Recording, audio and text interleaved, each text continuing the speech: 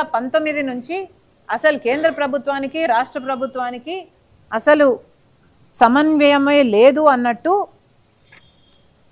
ఈ కమిటీ చెప్పిన దాని ప్రకారము అమరావతి ఒక జాతీయ ప్రాజెక్టే. అమరావతి ప్రాజెక్టుకి తొలుత కేంద్రం హామీ ఇచ్చిన ప్రాజెక్టే. కానీ ఇంతవరకు ఏమీ జరగలేదు.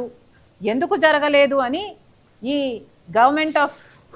ఈ కమిటీ ఆన్ గవర్నమెంట్ అష్యూరెన్సెస్ వాళ్ళు తయారు చేసిన రిపోర్ట్లో మొన్న అడుగుతున్న మాట ఏమిటంటే, the committee questioned whether the current government plans to release additional funds as reported and whether any financial roadmap has been established to support the state. It also raised concerns about the state's increasing borrowings. Ante appulu chestunnaru. The committee is raising its concerns endukini appulu chestunnaru ani, and the lack of the visible revenue generation mechanisms to repay such debts. Ee appulanni ela teerustaru ani adugutundi ee committee. The lack of visible revenue. Members also stressed that this situation has been repeatedly raised in Parliament and that the central government must honour its promises. Central government tanu ichina promises nu honour cheyali ani ee committee cheptundi. Committee on Government Assurances ani monna December 2వ తేదీన మరి ఏం చేస్తున్నారు? BJP ప్రభుత్వం ఏమైనా చేస్తుందా? మన ఎంపీలు ఏమైనా అడుగుతున్నారా?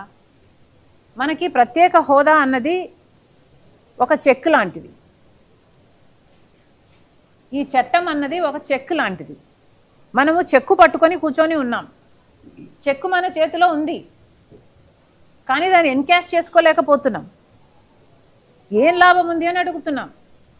మాకు ఒక చట్టం చేశారు, ఇన్ని హక్కులు మాకు ఇచ్చారు, ఇన్ని హామీలు మాకు ఇచ్చారు. ఈ హామీలు, ఈ అష్యూరెన్స్లు అన్నీ మా హక్కు అయినప్పుడు, మా బిడ్డల హక్కు అయినప్పుడు దీన్ని ఎన్కాష్ చేసుకోలేకపోతే, దీనికి ఒక రూపం దాల్చకపోతే ఇవన్నీ ఇచ్చి ఏం లాభం? కడప స్టీల్ ఫ్యాక్టరీ అన్నారు, అదొక శంకుస్థాపనల ఫ్యాక్టరీగా మిగిలిపోయింది.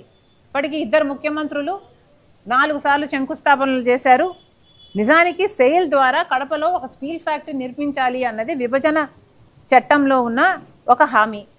అంటే పబ్లిక్ సెక్టర్ యూనిట్గా కడపలో ఒక స్టీల్ ఫ్యాక్టరీ ఉండాలి అన్నది విభజన హామీ. పబ్లిక్ సెక్టర్ యూనిట్ అండి. సో పబ్లిక్ సెక్టర్ యూనిట్ గాలికే పోయింది. ఇప్పుడు దాన్ని